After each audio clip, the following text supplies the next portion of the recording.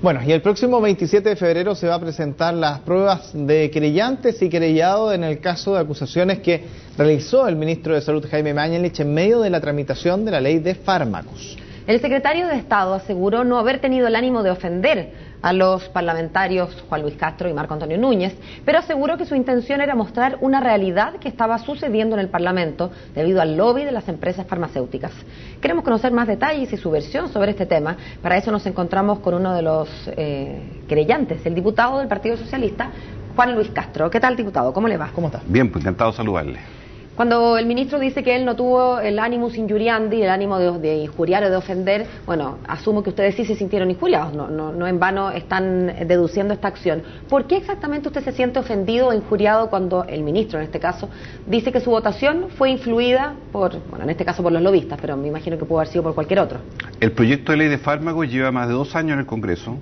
En junio de este año fue cuando se votó en la sala de la Cámara de Diputados. En esa oportunidad hubo una mayoría, no de 2 diputados, sino de diputados de RN, la UDI y una parte importante de la Concertación, que estuvimos por hacer que los medicamentos no se vendieran en la farmacia, sino no se vendieran en los supermercados, sino en farmacias reguladas, que hubiera un cambio específico de receta médica que permitiera el genérico, pero que al mismo tiempo hubiera cortapisas para que la industria no se llevara todo. Eso motivó, a nuestro juicio, en un ánimo dirigidamente en contra de Núñez y mío, porque hemos sido detractores permanentes del ministro, no por este tema solamente, sino recordemos el brote de Clostridium en la posta central, recordemos la lista de espera auge, que no se cumplió y que hubo comisión investigadora, recordemos los fraudes de Cenabás, las vacunas, la leche y otra serie de episodios que en estos años... Pero entonces, diputado, perdón, pero es que si ese fuera el caso, lo que usted está diciendo es que el ministro les tenía sangre en el ojo, si me permite la expresión, sí. Pero ustedes se están querellando por sus dichos puntuales en este caso. Exactamente. ¿Por qué? Porque lo que él dijo en este caso era que estos parlamentarios, Núñez y yo, habíamos votado influidos por los lobistas de la industria farmacéutica y que eso había marcado el rumbo del proyecto en el Congreso.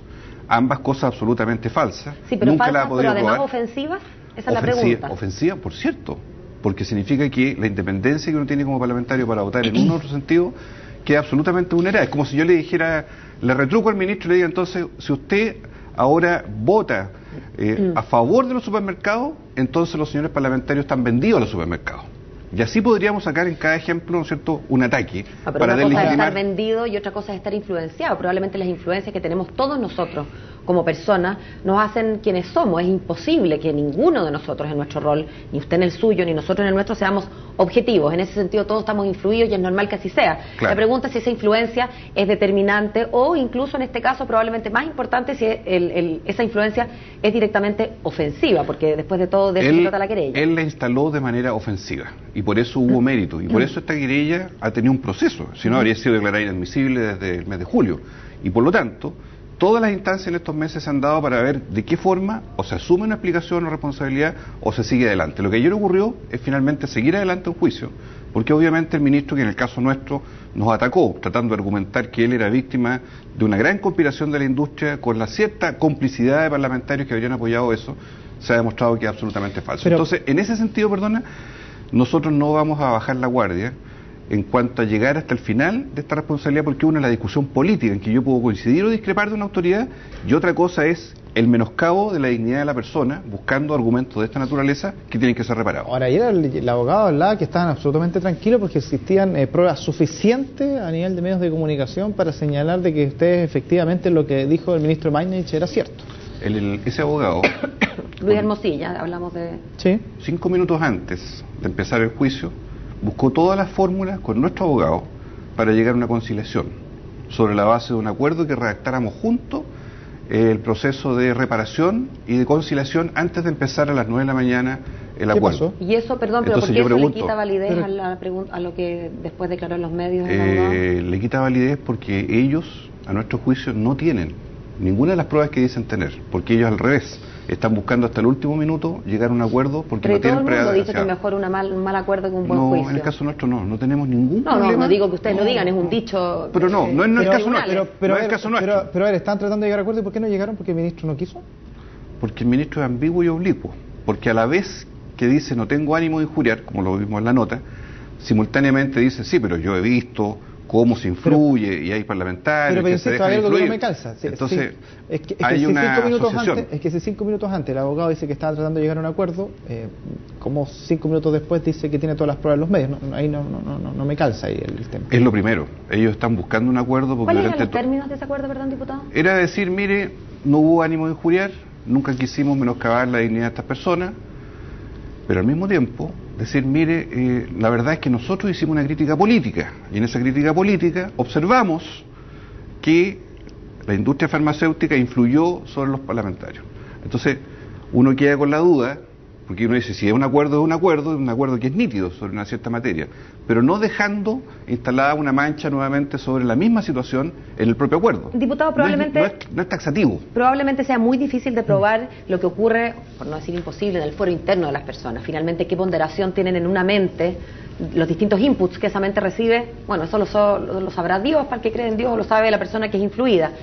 Pero la pregunta es si objetivamente se paseaban entonces por los pasillos de del Congreso, lobistas o personas que tenían que ver con la industria farmacéutica, pero finalmente lo que apunta, entiendo, el ministro era eso, a la influencia que habían tenido todas estas personas que andan efectivamente por los pasillos. En el Congreso Nacional, no de ahora, sino de hace 25 años atrás, todos los actores, partiendo por los presidentes y ministros de Estado y subsecretarios, se pasean por todos los pasillos. Ellos concurren a la formación de leyes también, ¿no? Sí, y concurren a influir. Sí. Y concurren a influir sobre un interés. Un interés que uno puede decir, yo represento el interés del gobierno, pero ese interés puede ser relativo. Más los grupos de interés sindicales, gremiales, económicos, etcétera. Ha sido siempre así. En el caso nuestro, recibimos durante un año a todos los actores del mundo farmacéutico. Todos. Están registrados con su ingreso, su intervención, todo. Entonces, a partir de un dato que ocurre en todas las leyes, aquí se buscó perjudicar en particular a un par de diputados porque quiero decir lo siguiente. ¿Ustedes recuerdan esos estudiantes en huelga de hambre del colegio de Wynn? Que el ministro mismo les dijo, no, si ustedes mienten, nunca estuvieron en huelga de hambre. ¿Usted recuerda la periodista del Mercurio que fue agraviada a la salida del Ministerio de Salud en que se le dijo, si usted sigue atacándome, ya va a ver con su jefe? Que yo tengo una red de protección. Exacto. Más que va a ver, o sea, estamos hablando de la matriz de un señor que cree que camina impune por la vida. Y yo le digo lo siguiente.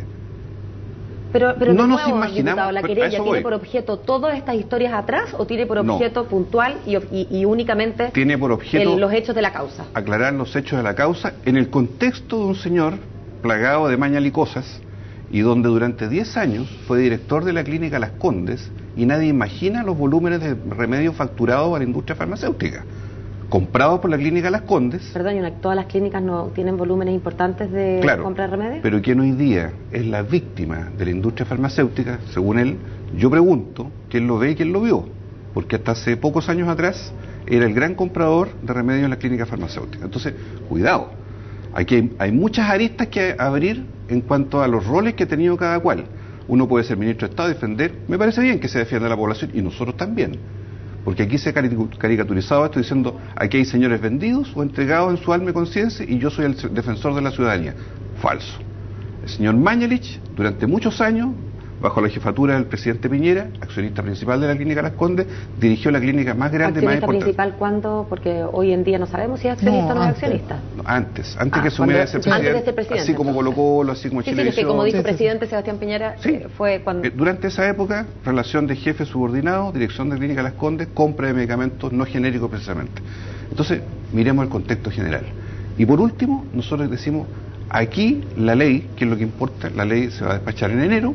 La ley ha tenido múltiples cambios, producto de apoyos de Renovación Nacional, la UDI, Nueva Mayoría, y aquí se ha buscado a 2 parlamentarios estigmatizar, que fueron los agravios que motivaron nuestra denuncia, en algo que es absolutamente fuera de lugar y que no tiene ninguna prueba, y así se va a comprobar el mismo día 27, para avalar esto. Y nosotros también tenemos nuestras pruebas y tenemos nuestros testigos, incluidos parlamentarios de derecha. Tan interesante entonces el juicio oral, ya veremos qué dice la justicia. Y el 27F, imagínense. Es el día 27F. El 27F, coincide. Podría haber un terremoto. Ya. Ojalá que no, que tenga un buen día.